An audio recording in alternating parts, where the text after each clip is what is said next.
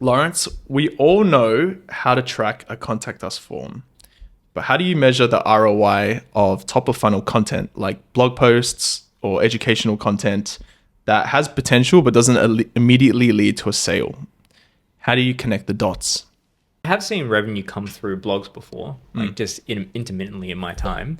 But then it's very hard to measure because someone will click on a blog post once and not come after. Yep. I would say the best thing to do now, if you wanted like a very clear line, it's things like lead magnets or where they went to after on the page as well. Did they download something? Again, did they get into your CRM? It's in some way that you can say, okay, this contact visited us. We have their email address because they put their number down somewhere, put their email down somewhere. And did they inquire through on something, whether it be a free white paper or a free something through that blog post? Then we can attribute that and bring back the conversion into actual like, hey, this is where it came from originally. But otherwise, it's extremely difficult to trace that completely. All you can get is a really good assumption again. Yeah, no, I totally agree. It's such, you're never going to get 100% accuracy with top of funnel stuff. No. I think like attributor, if you put attributor on a contact form on the blog and they engage through that, that's easier to track.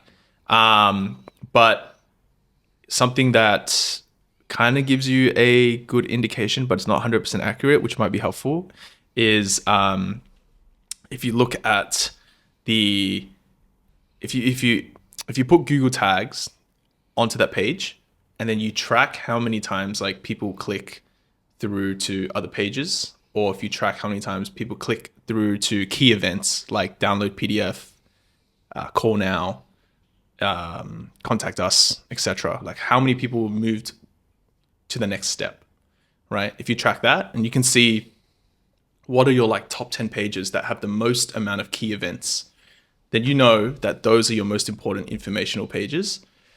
You don't really know exactly what the ROI is, but you can guess. Like, oh man, like, these pages are getting like 1,000 key events, key interactions every single month. Yeah, there's heaps of action on these pages.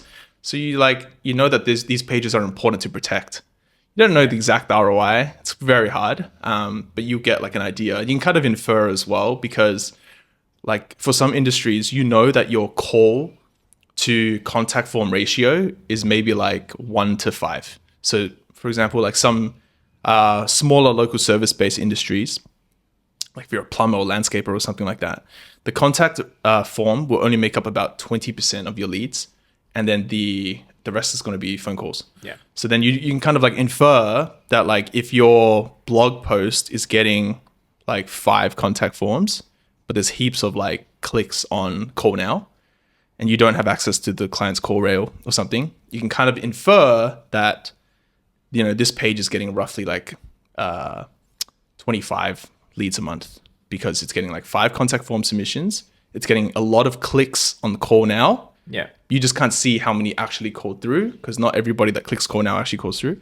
Then you can infer how many leads you're getting from that. And then you can do like a projection into how much ROI you're getting from that page. Yeah. But it will never be like 100% accurate. What you're talking about there, and in the conversation we'll be talking about these metrics, is we're building the narrative of story that's backed up by data that we can see clicks, interaction with the page, what people came through on, to the result and conclusion, right?